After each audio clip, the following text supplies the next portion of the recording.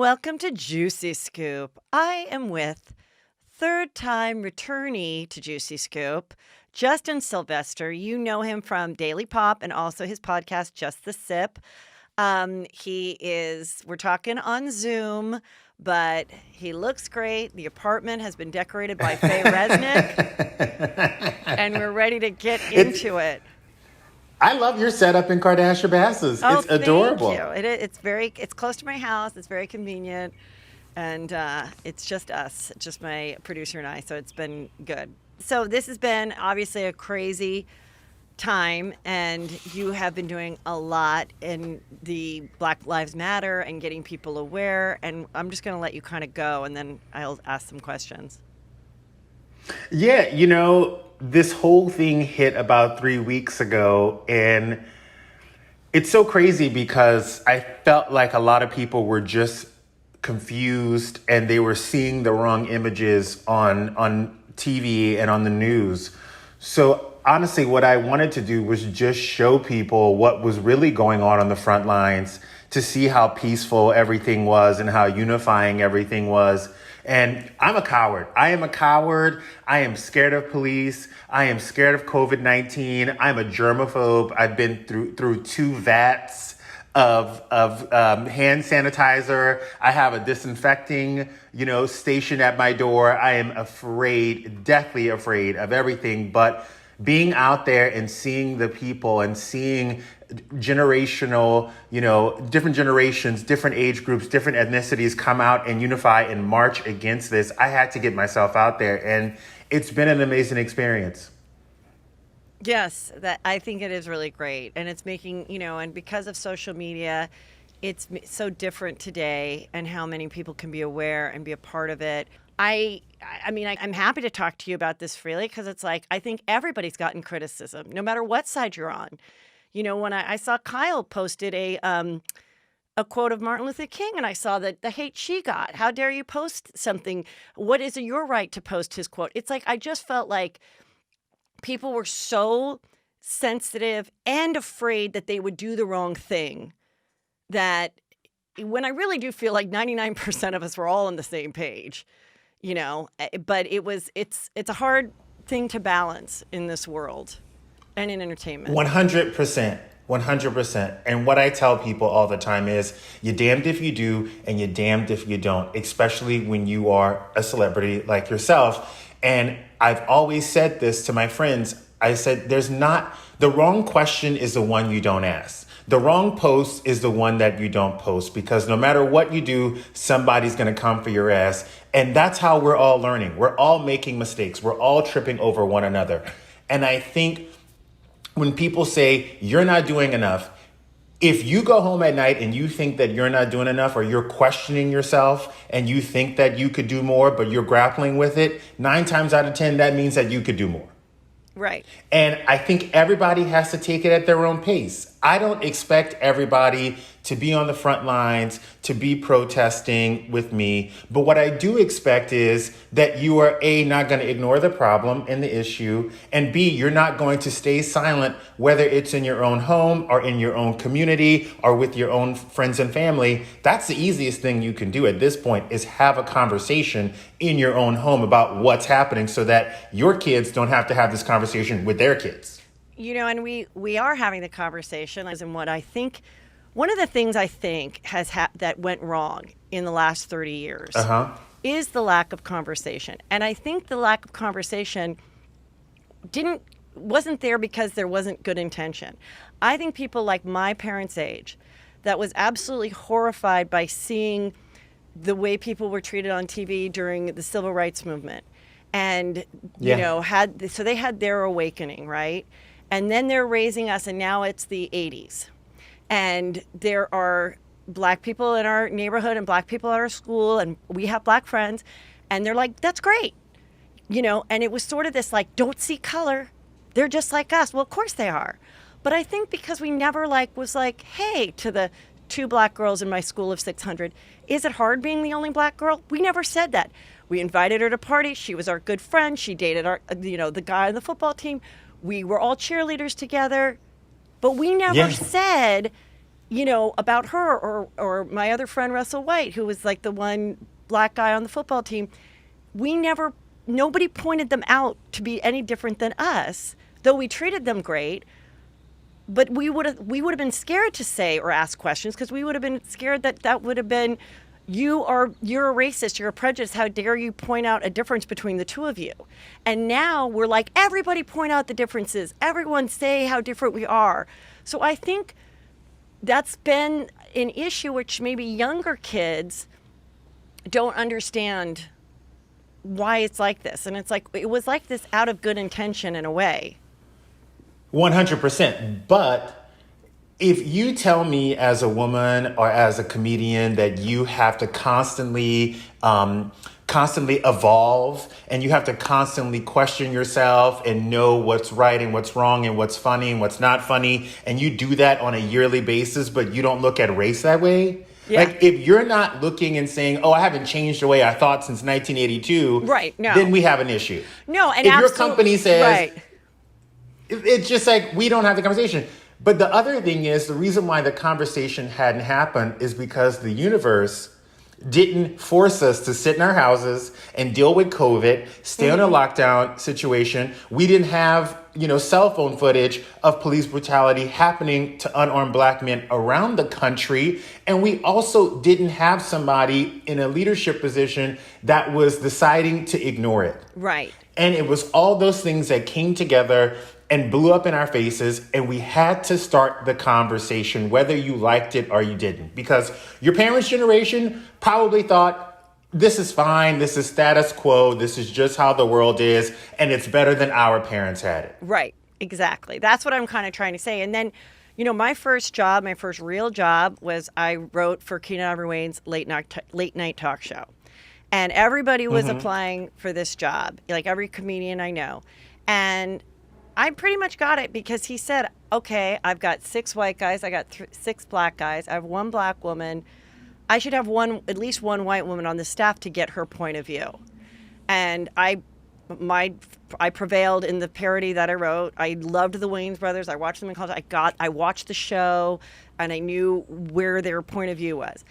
So in going to that experience, Allison Faust, who was the other female, and she was black, she comes into the room. She goes, hi, I'm Allison. There's not many of us here, but we need to band together, meaning we're the only 2 women.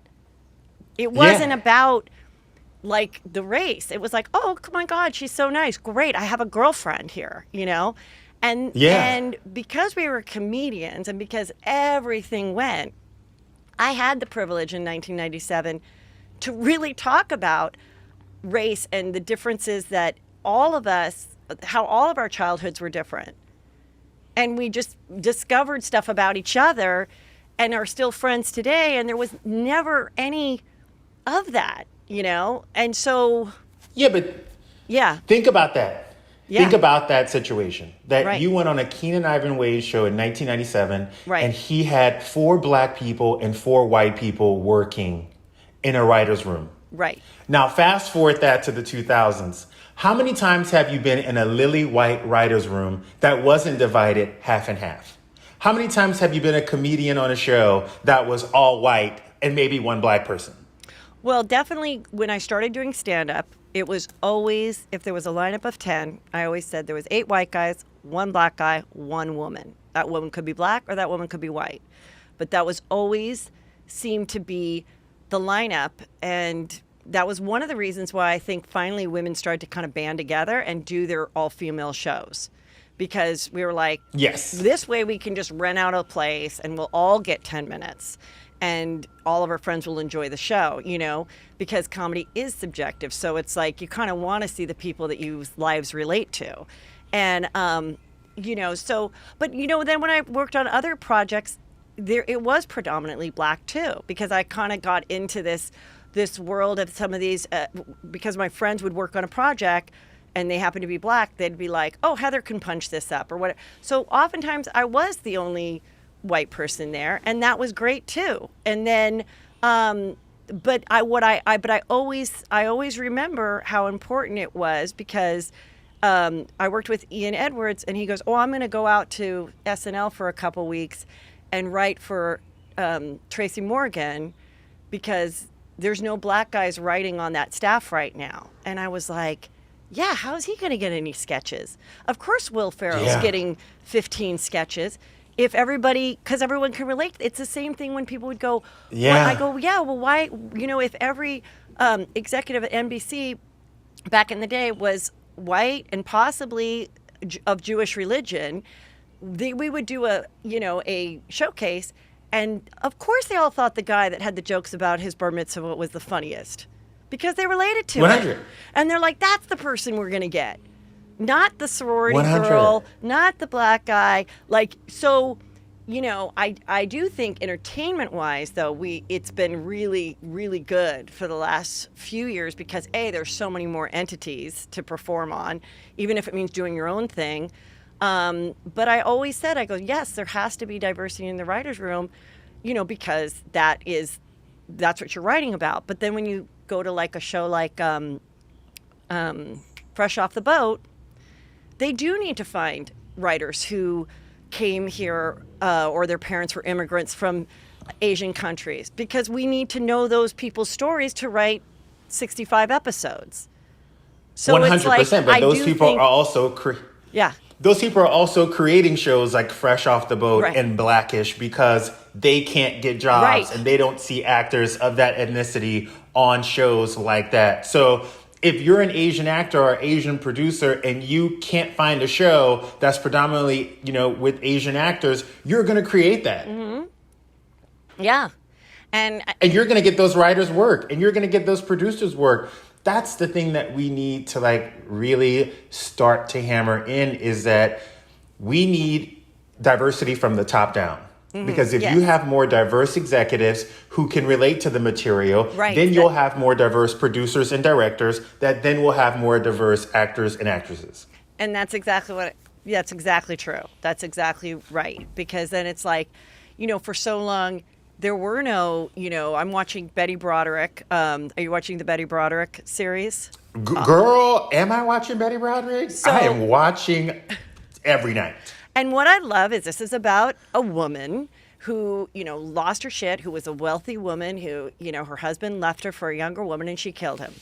And I love that the writer, the director, and the cinematographer are all women. And they sought that out because they're like, a woman should tell the story. We all love the Betty Broderick version, but it was definitely not as sympathetic to, not Betty Broderick, I'm sorry, the Meredith Baxter Birney version on Lifetime. The Lifetime. But it wasn't as sympathetic to her. It was a different take. And it's just fun to see a different point of view.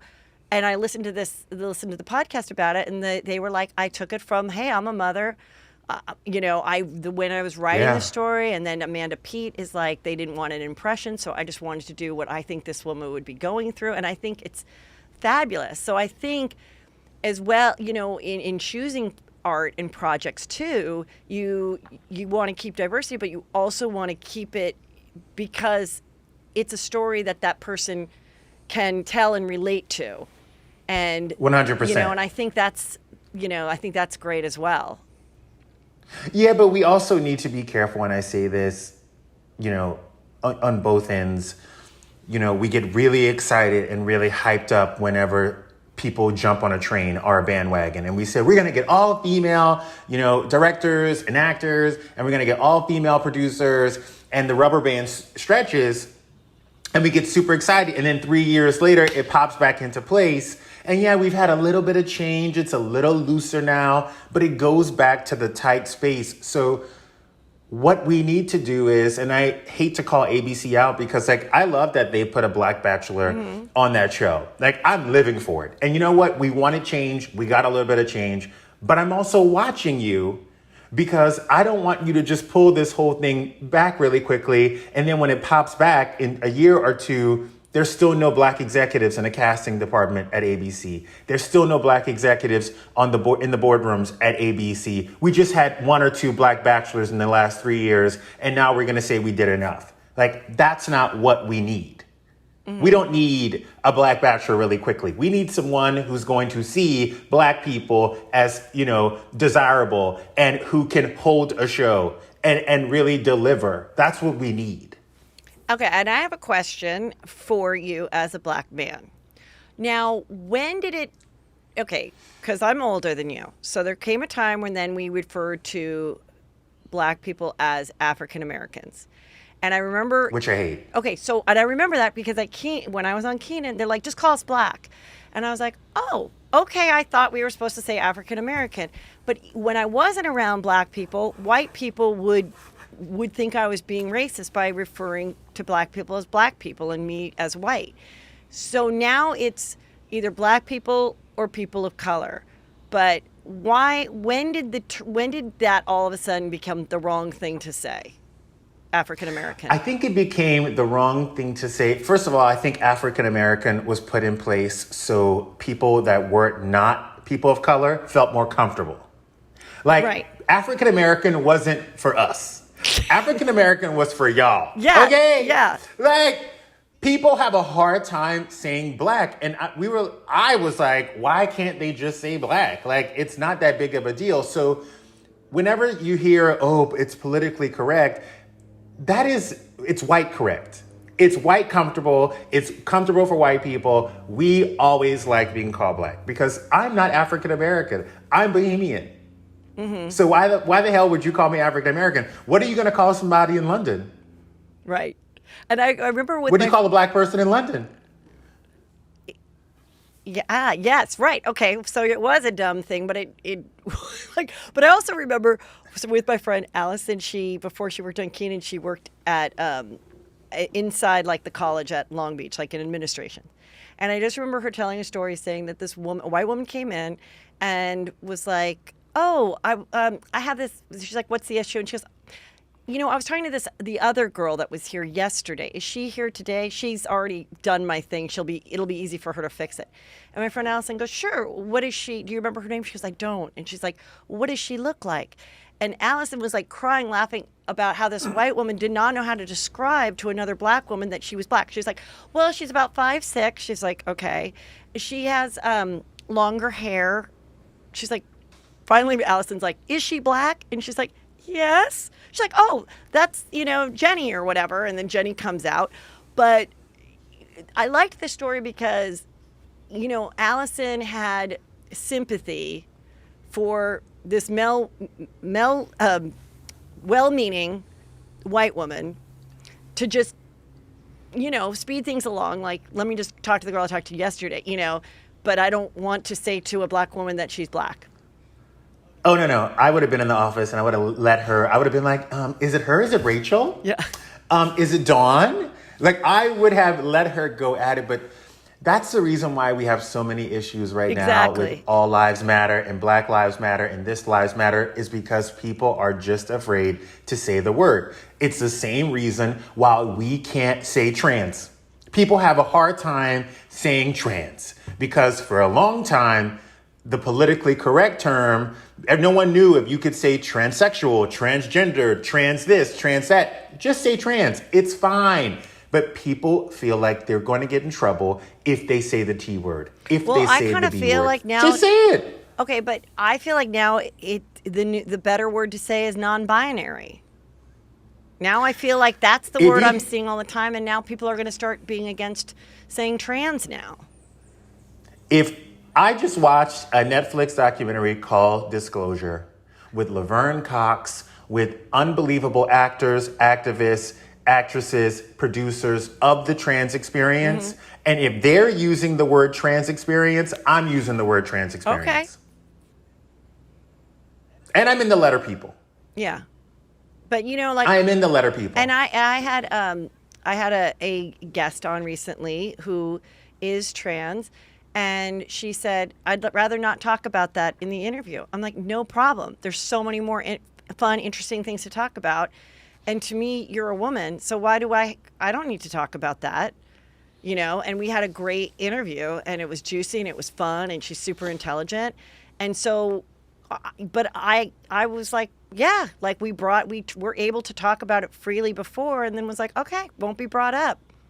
To me, you're just a smart, beautiful girl. So let's talk about you being a smart, beautiful girl and and your business and this and that. So, but I feel like people are so out there, like detectives, to just be like, you messed up on September 14th of 2014. And it's like, well, isn't the whole point Welcome is to that we Twitter. say, hey, thank you for, educating me. I don't feel that way anymore. I do get it now. And then they're like, no, but 10 years ago you said this, so you're still that. And you're like, but isn't the whole point of us like growing and learning? Didn't we actually do your job that I don't feel that way anymore? Like it's just there's just 100%. so much judge and jury out there, and it's hard to tell yourself, hey, it's just 4 people, because those 4 people can be so hurtful to someone. And it also is one of those things where those 4 people can cause, employers to then get nervous and try to cut you as soon as possible. And what I always tell people is when you read something that says outrage on Twitter for a celebrity because they used X, Y, and Z, I'm always like, look at the hashtag. If there are 6 people and it now is trending, or there's 20 people and everyone's outraged, and there's only 15 people who signed the petition, that's not really outrage. And as the media, we can't pick it up as outrage on Instagram or on Twitter. We need to report the facts. 15 people are pissed off that this person said this in 2015. Right. And I'm the first person to say, as a Black gay man, I have said some wrong things in the past, and I have educated myself, and I have grown from those things, and everyone can. Yeah, totally. Watch. No one's walked through life without saying some fucked up shit ever in their lives. Oh, I can say that. Of which, not to bring it about me, but I wrote White Chicks with the Wayans brothers, and it's one of those movies that is so silly, and everybody loved it. But I guess some people it's so ridiculous, are trying to say that like White Chicks is wrong because the guys were dressed up as white women. And of course, that's just stupid. And, and I got to write on that movie because they were literally studying me. And I remember Sean and Kate went to a nightclub with my friends and I, and like was just observing us. That's, the song that we got excited for was the Beyonce song. So he's like, that's got to be in the movie. And like, I wrote the dressing room scene and all that kind of stuff. And of course, it was all in great fun. And no white woman I know was ever offended by that movie. But now it's just something people are writing about and being lame. Yeah, but the problem is, like, no one knows the history. Yeah. Like, if Black men were taking jobs from white actresses in the 50s and the 40s Right, and wearing exactly. whiteface, then we would have a problem. If they had did the movie without asking or hiring or, including white women in the writer's room, then we would have a problem. If, whiteface was used to show how white men were aggressive and evil and rapists, in the 40s, 50s, and 60s, then we would have a problem. No one goes back and looks at the history. Mm-hmm. They can't understand why we're upset about blackface. They can't understand why we're upset about this one shooting. It's like, look at the facts. Right. This is one of hundreds. One of hundreds that you've seen on your Instagram. What about the ones that weren't recorded? I know. That's why we're pissed. That's why we're in arms. That's why we want change. And that's why our allies also want change. Right, exactly. So, Justin, what is your philosophy or theory about why Real Housewives of Beverly Hills took a couple weeks off, unscheduled? You want my honest opinion? No, I want your fake one. Of course I want your honest opinion. I honestly think that COVID hit and they were midway through episodes of other shows as well as Real Housewives editing. And I think what happened was they're looking at this timeline of when everything's going to reopen, and they're really starting to figure out that they won't have anything to take that time slot. So I think it's interesting that people are like coming up with conspiracy theories that there's all these edits going on, but I honestly think they're just running out of content. Yeah, I think they kind of milked it out too. But I was a little bit like, with everything going on, which I want to talk about your theory about Vanderpump and what you think of the future of the show being. But I was like, are they going through something with a fine tooth comb? Like to making sure that, none of the women might have put their foot in their mouth or, or anything like that, would appear, were they going through it again? But I'm more leaning towards they just don't have stuff ready to go yet. And so they're going to milk out their top shows. I think the Beverly Hills women wouldn't put their foot in their mouths like that. Yeah. You know what I mean? Like, they've all been on the show for quite some time now. And I don't think the Beverly Hills women are those women. You know what I mean? Like, Orange County, maybe. New Jersey, New York. Maybe. New York, maybe Ramona might say something off color and not realize it. But the Beverly Hills women aren't those women. You know what I mean? Right. And so you went to the dinner party at Kyle's, right? Yes. So just tell us what that's like when you get invited to one of the parties with the cameras. First of all, I love a 7-course seated meal at a rich person's house. It's my favorite. The greatest thing ever. I'm jealous. I love all the different things. I love the person coming out and describing it. I loved every second of it. This is the problem when you're friends with a housewife. Okay. When you're friends with a housewife, they assume that that if you're invited to their house, that there's going to be a camera. Right. That's just how they operate in life. Okay? Yeah. So when someone calls you and says, come to a dinner party, we're going to have fun, it's going to be the bomb, they just leave out that there's going to be 3 cameras, 4 producers, a sound guy, and some lights up. You know what I mean? Because that's their normal life. But did you think to ask, or did you know that they were in the midst of filming?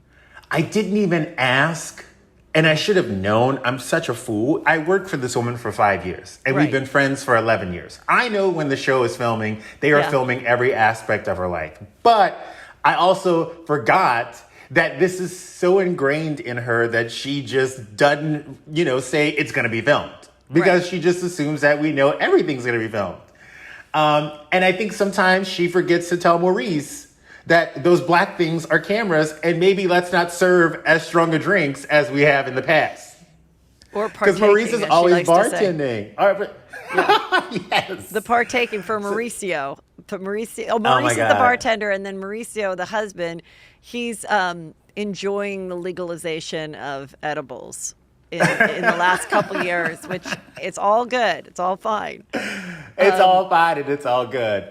Yeah. But I sometimes don't like to go to all housewife events. Yeah. Because when you have all those women in one room, something is bound to go down. And I just look at Lisa Rinna's lips because I know that it's going to get started from those puckers. Like, I always just assume that Lisa Rinna is going to bring up what everybody else does not, which is why we all love her. And the minute she said something, I was like, oh, here we go. Here we go with the games. But, I love these women, and I think they're all fabulous. Were you doing coke in the bathroom? That's my favorite. Dorit, were you doing coke in the bathroom? I just want to know before I hop on a plane and sell about $1 million worth of dusters, or Harry fucking Hamlin doesn't have to do another shitty movie in Canada. Just sell it. Just own it. God, girl. They're all, New York and Beverly Hills have always been my favorite, just because each girl is more fabulous than the other. And I like Sutton. I appreciate Sutton. Love her. She came on my show early on, and she goes, God, I look like a fat asshole. And everyone was like, now we love Sutton. Like, I just love that she was like, all right. Like, she's just kind of cool. But here's my fear with Sutton. I feel like Sutton is so authentic and so herself in this season. I hope that she doesn't watch herself back and try to edit herself for second season, because I watch it and I look at her and I'm like, just do it. Go for it. You're a Southern belle. Manners are your thing. Like, you really don't like this, and just say it. And she did, and it was awesome. But I can see where the second season, the curse of the second season housewife, it's like Camille. First season Camille was just so good. She was the perfect housewife you could ask for. She was rich, she was outspoken, and she didn't care if you liked it or not, because she was Camille.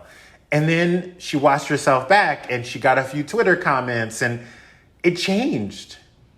Yes. It completely changed who she was. Now, they were trying to say that they felt Denise had changed. Kyle was like, now you have a diamond ice sculpture and you used to be the girl in the jeans. And I don't think Denise has changed at all, but I do think something happens in the franchise where if you're so beloved first season, Saint Denise, whether it's unconscious or not, you end up having a much harder second season. Either the girls are a little jealous and they're going to kind of like stick it to you, or the editing is like, let's see what we can do. I don't know, but I definitely think she's obviously, we know the juice with her and Brandy, but definitely not having the Saint Denise first season experience.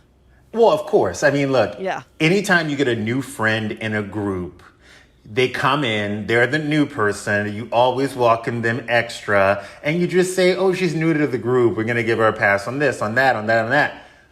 Second year in a friendship, we're not using the new card anymore. Like, Right. we're going to hold your hand to the fire. That's how it happens in every relationship, in every friendship. But it takes you a minute to get to know somebody anyway. So I think Denise was in that, oh, you're new in the group moment. And then second season, it's like, now you have to earn your diamond. We gave you Right. your diamond for the first season. Now you have to earn it. And then you feel like, again, if you're getting so much praise, you're going to keep on going. Yeah.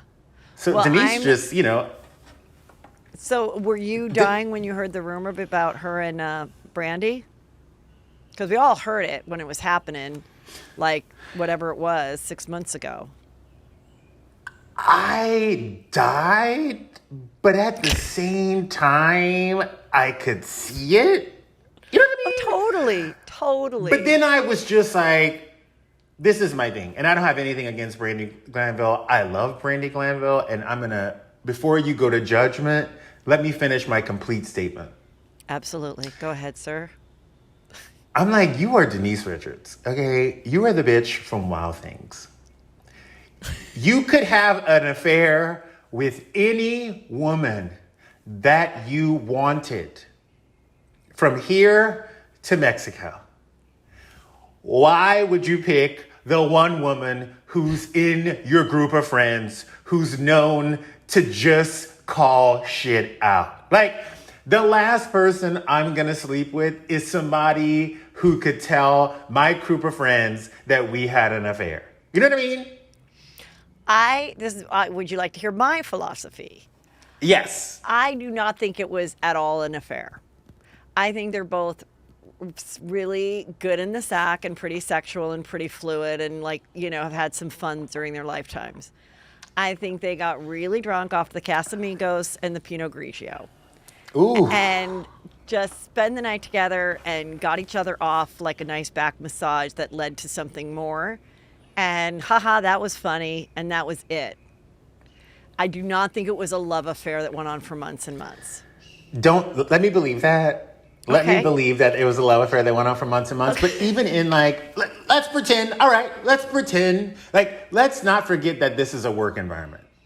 So Right. if I get lit at a holiday party, the last person I'm going to hook up with is somebody who works at my company because I don't want the conversation to start. But You know what I technically, mean? when the whatever romance one night stand happened, Brandy was not employed on the show. She was still connected. Right. I don't think it was a wise choice either, but I'm just saying I think that's kind of what it was. So I don't think Brandy's lying, but I do think, to have shared it. But then her philosophy, her point, what I've heard is Brandy's like, I didn't know it was a secret. Well, I would think it would be. And, do you have to, do you have to tell your friend? And sometimes I do. I'll be telling my friend something and I'll be like, hey, this is between us. Oh my God, I would never. I go, I'm not insulting you by saying that, but I just need to say it for my own peace of mind. This is not to be shared with anybody. And that's what she should have done. It's been really clear, hey, this is between us till the grave. I got really wasted off the Casamigos and, but she didn't. Or maybe she did. Who knows? We're going to find out. How many times have you watched a reality show and one person says, can you keep the secret? And then 2 episodes later, everybody knows the secret? Well, yeah, of course, because it's on camera. But I mean, there's enough that goes behind the scenes without cameras where they're talking to each other, and they still make a great TV show. And yeah, Yeah, but it's a different era in Beverly Hills. It's the fourth wall is coming which I down. We're now love. taking, which I love, and now we're taking risks and we're opening it up and we're talking about production and we're having cameramen getting pulled out of closets on Atlanta and we're talking about how Teresa told the producer that she didn't want this to come out. Like, the rules have been bent in reality TV, and I'm loving every minute of it. And the last person I would want to be is a reality star right now, because if what happens is it's a trickle-down effect. If the pinnacle of reality TV, in my mind, is Real Housewives, and every show is mocking itself after that. We know we had 5 women, from an area, and now you're seeing Married to Medicine LA, and now you're seeing this other show on BET. If the pinnacle of reality TV is breaking the fourth wall, that means every show that has copied that show and has really set themselves up as a Real Housewives-ish show will begin to do it. And I would be shaking in my boots. Speaking of shaking in your boots, what do you think about the Atlanta rumors that Nene is in fact fired, and she's threatening, and she's because she said I guess she said somewhere or tweeted somewhere that Andy Cohen should be fired, and now the rumor is that she didn't get the email of pickup letters, and Portia's saying she got hers. Do you know any scoop on that? I don't know any scoop on that, but I think that every year, after every time a housewife has a hard year, there's a conversation that happens with their team and also that happens with the production company about how they felt they were portrayed, and I don't know if I'm going to come back, and I don't know if it makes sense for me. And I think every woman has that moment after a hard season, especially if you're a star of a show. Like Nene. And let's be real, Nene had a hard season last year. So I think the rumors of there are conversations going on and negotiations going on, I think is true. But I don't think she's been fired by any means. I think that she's just trying to figure out what her next step's going to be. Yeah. Do you think that she and Greg have an open marriage? I think she and Greg have an understanding. I think she said it very clearly that they have an understanding. That's going to be another new word.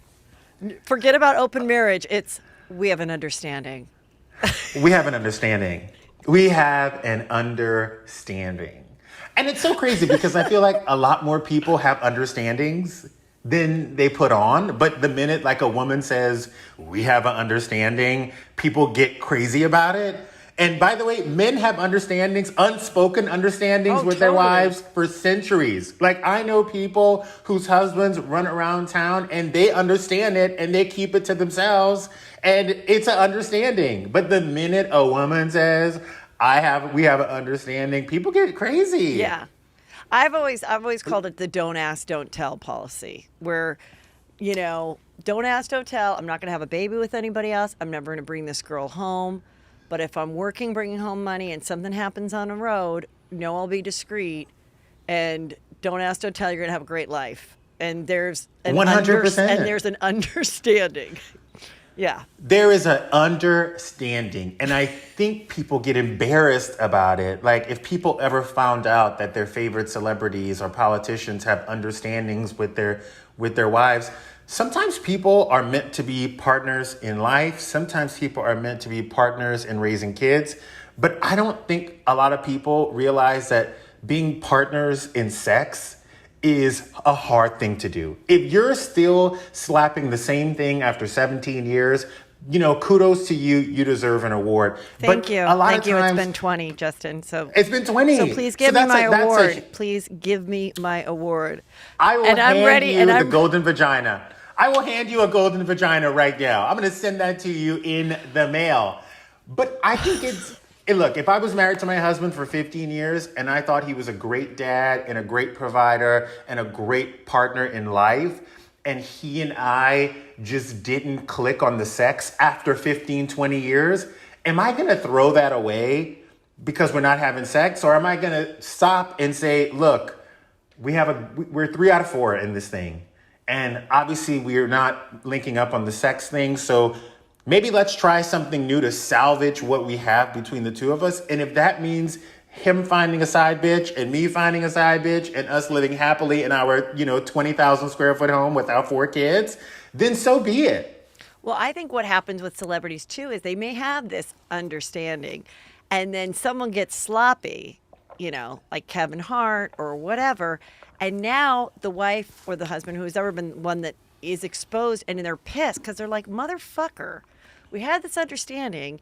I don't really want the world to know that we have an understanding. I don't want women to look at me like I'm less than, even though I've agreed to this. Because women are so 100%. judgy, and they love it because they're so jealous of this woman that is beautiful, has the fun husband, gets the beautiful gifts, has her own business, has the perfect babies, and then they're like, yes, their life isn't perfect. And you're like, well, maybe to them it is.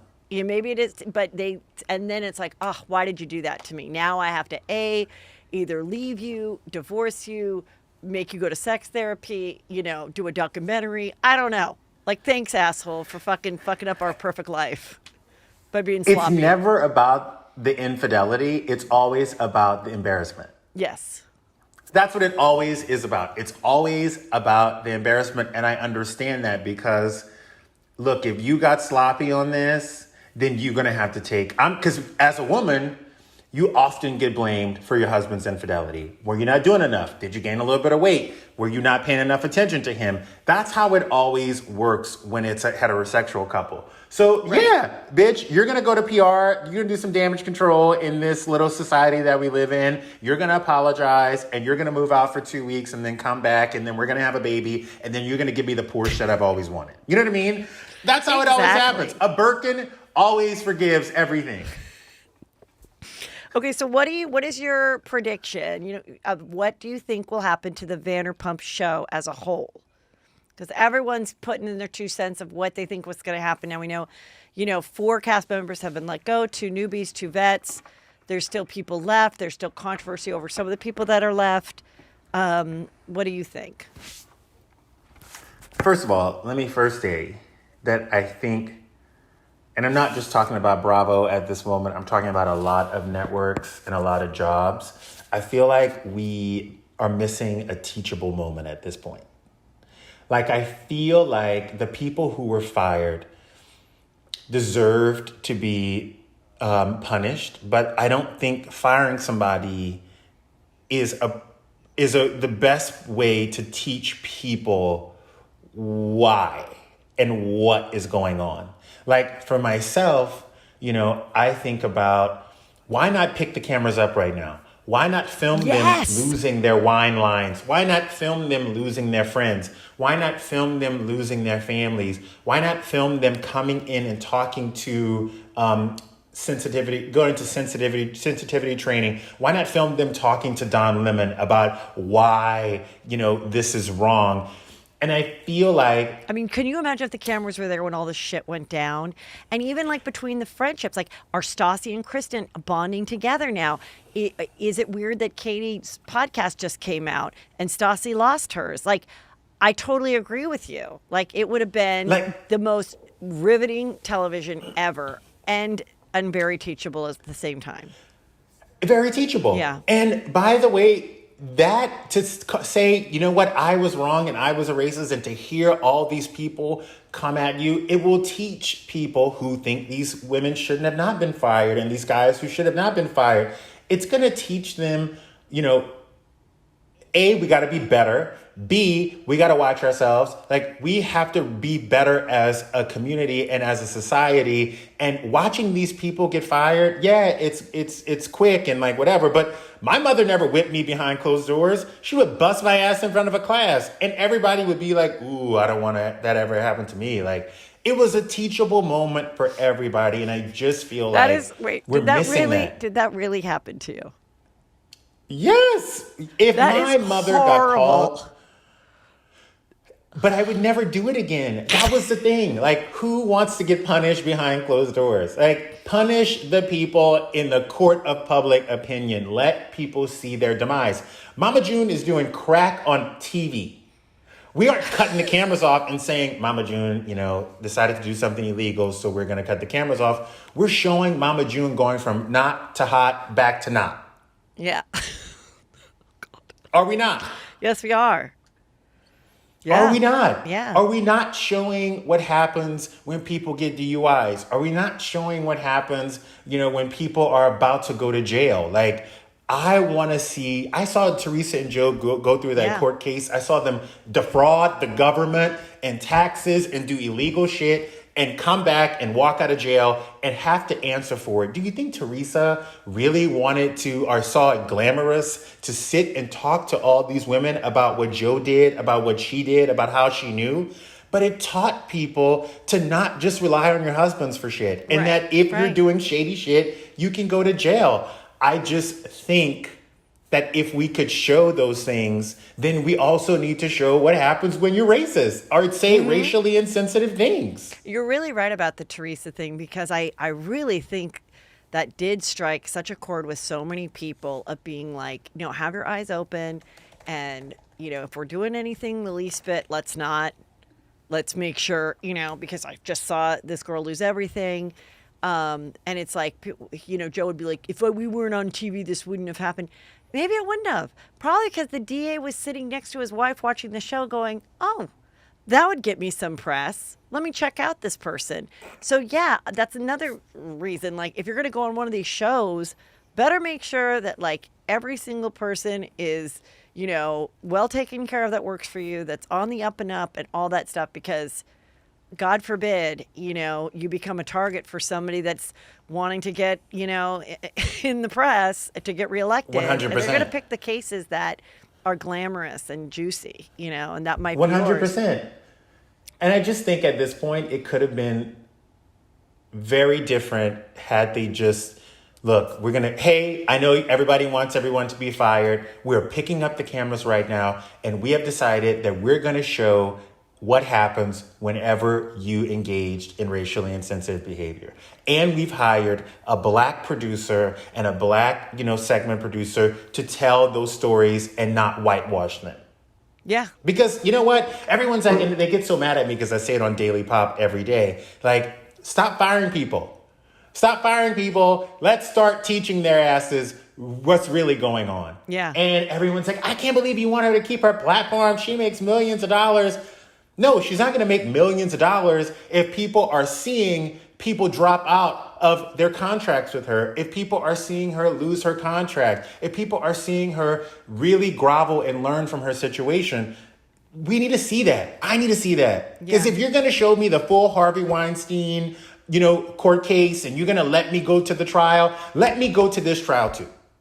I know. I was thinking the same thing. I'm like, do you imagine? Like, that's when it's always so juicy when you're like, they show the dates and stuff, because something's going on. You remembered what was going on in 3 months ago, and you're like, oh my God, we're gonna like with the Kardashians, when they saw on their phones as they're doing a confessional that Jordan got with Tristan. Those kind of things are like so fucking good. You're like, yes.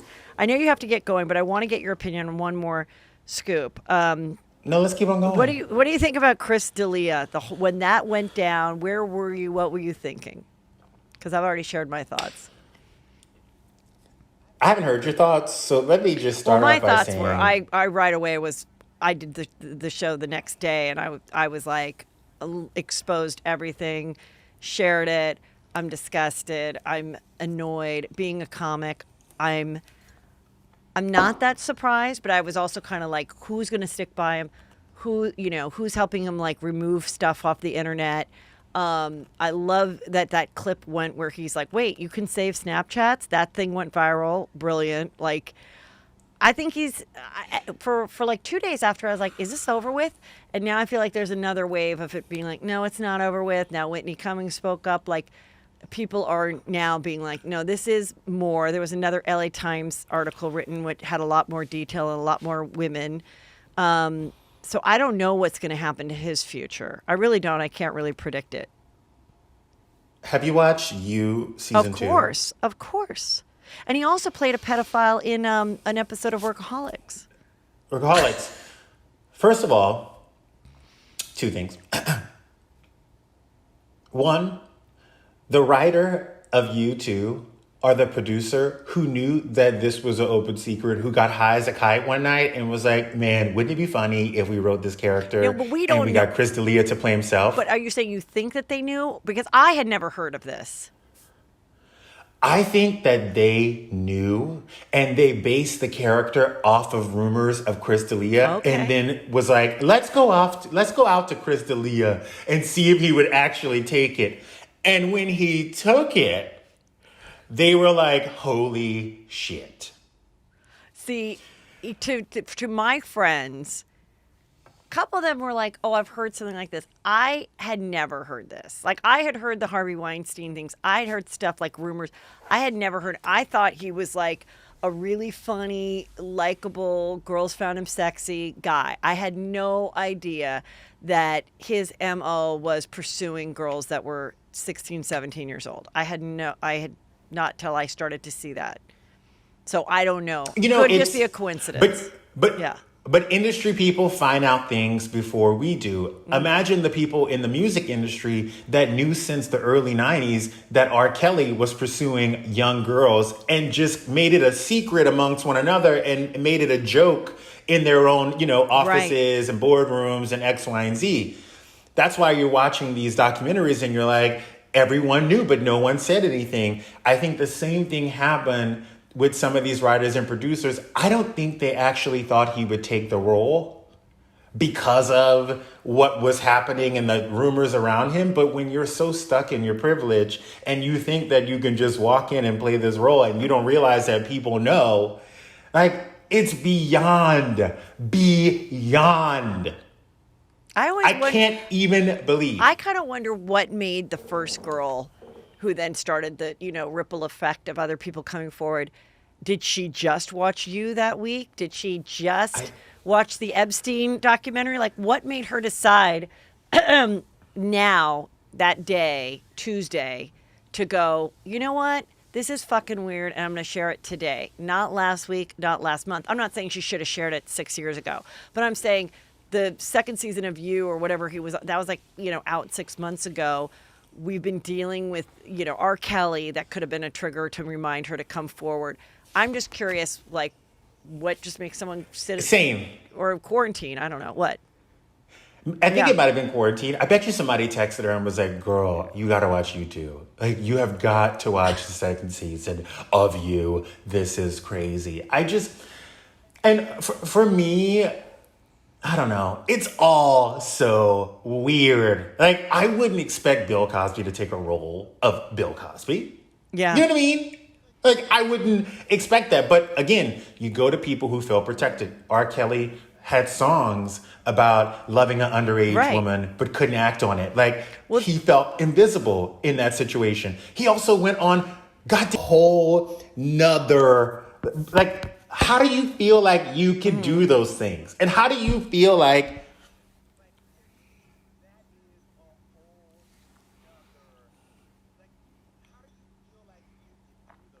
But you remember actually in the Cosby Show, because now all this stuff, same things happen with Chris D'Elia, where they're finding moments of him being a guest on other shows, or Theo Vaughn joking about him being with with a 17-year-old girl, and they're like, "That really happened?" He goes, "No, I'm just joking." But there's like all these things coming up. There was an episode of Cosby Show where he put some special something in the barbecue sauce to get his wife to pass out for sexy time. 100%? And that episode, people were like, holy shit. So it's like, yeah, it does happen so in their nuts. art as I well. want to say one more thing before we go about reality TV.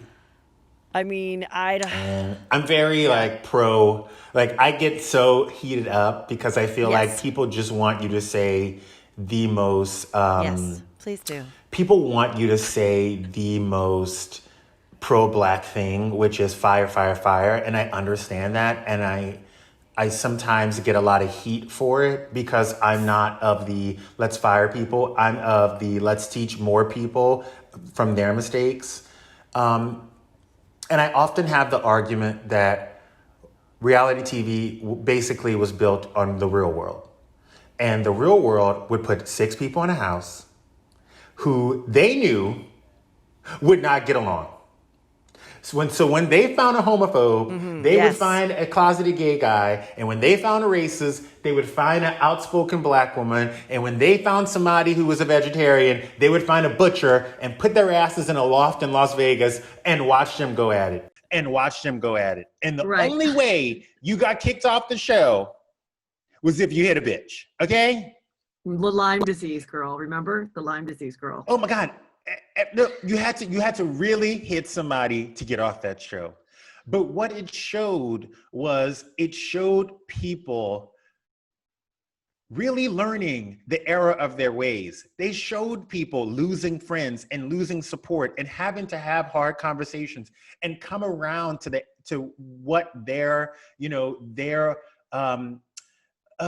ignorance was. And I Right. think whenever we look at reality shows now, we're not choosing people who are politically correct. We're not choosing people who are upstanding citizens. We're choosing people who put their foot in their mouths. Right. And if you put your foot in your mouth in season 1 and you get a raise for season 2, like, you're going to put your foot in your mouth again, and we're going to enjoy it, and it's going to be amazing. We cannot fire people after they put their foot in their mouths without teaching people what happens after that. I totally agree. It's like the cast of Vanderpump was obnoxious. They were salacious. That's why we loved it. They're not, they weren't politicians and church leaders. Like, we weren't watching a show of church leaders. Like, we weren't, or whatever. Like, but you brought up Real World, which I remember early on. There was an episode where there was a black guy on it, and he had a really pretty girlfriend.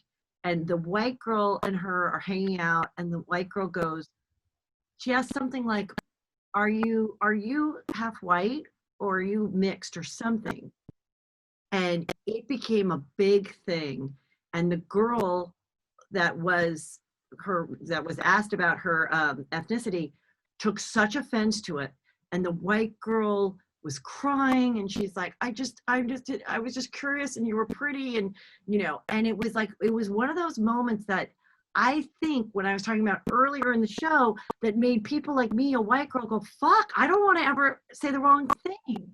I have people ask me all the time, what are you? I'm a 98% Irish, but people think I've got maybe a little Persian in me, or maybe a little Italian in me. They ask me, it's okay. But and every other person, but from there, if I did want to ask someone, I would be like, so what's your ethnic background? And that seemed to never offend anyone.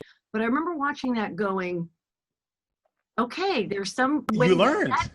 there was some way, the way the girl asked, that affected that girl, being that she was half white, half black, and had, been through school where maybe the white kids were not nice to her, maybe the black kids weren't nice, and it triggered her to be upset about it. And then the white girl felt horrible. Well, we saw it, and it was kind of, We saw it. yeah. And it taught you a lot. And that's what I mean when I say teachable moments. Not to say, like, even in Big Brother, people say crazy shit in Yeah. that house. And then we're watching as their lives fall apart. They don't know that their lives are falling apart, but they're getting fired from jobs. They're losing endorsement deals. Family members are speaking out to the press while they're still stuck in this house. They have no idea that shit is exploding behind them, because this is filmed in real time. Right. And I think if CBS can do it, other networks should do the same thing and pick that camera up, do that special, do the Fappening special, have a special Vanderpump Rules episode where you sit all 10 of all 25 of the remaining cast members, because there's too many people, 25 cast members, sit them down and let them talk amongst one another about what is happening with their other cast members, and then bring the other cast members in. Let everybody watch that shit before you make a decision on whether or not you're going to fire them or not. And I always said this, and I hate to say this because I love Lisa Vanderpump. I actually I loved who she was when I knew her. I don't know her very much anymore because she hadn't really been around, but there's something when a celebrity puts their name on everything. You know what I mean? Like, there's something, and I always tell my friends who are like, I used to be in branding, I would say, if you're going to create this empire, you can put your name on it, but I wouldn't because if something happens, then, like, the kids could take over the company. Like, you know what I mean? Like, you just need to, like, whatever. I feel bad that she put her name on this restaurant and these 4 people have now brought down that brand. You know what I mean? Yeah. Yeah. That's why I Like, that's why I named my show Juicy Scoop. Because I was like, hey, if this goes on forever like the Tonight Show, or it could be in other countries, it could be Juicy Scoop with, Jenny Jones, Juicy Soup with Susie Joe, whatever, or Jason, whatever, or Justin Sylvester, if you're lucky enough. It could be. yeah, But it's I'll funny take it. because there was that one time when I started and someone's like, no, it should be Heather McDonald's Hollywood, or you should have your name in it. And I was like, well, it's kind of like running. Now I'm like, I am happy that it's just its own thing. And you're right. God forbid something like that with the Vanderpump Rose and all that stuff. Yeah, I don't know. We'll see. I hope We'll they're see. listening And to I feel us. bad for her. I feel bad for her that at the sense, like, I think people hyped it up so much, like, put your name on it, slap your name on it, blah, blah, blah. But when you're working on an ensemble cast, like, you got to be real careful to put your name behind these kids because you Right. just never know what's going to happen. Right. Well, listen, this is going to end soon. Justin, everybody, he has his own podcast called Just the Sip. And of course, you can watch him on Daily Pop. Justin Sylvester, follow him. I love you. This was super interesting and juicy. And I'm so glad we got to catch up. And I hope to see you in person soon. I know. Thank you so much for having me. This was awesome. Love you. Bye. Love you.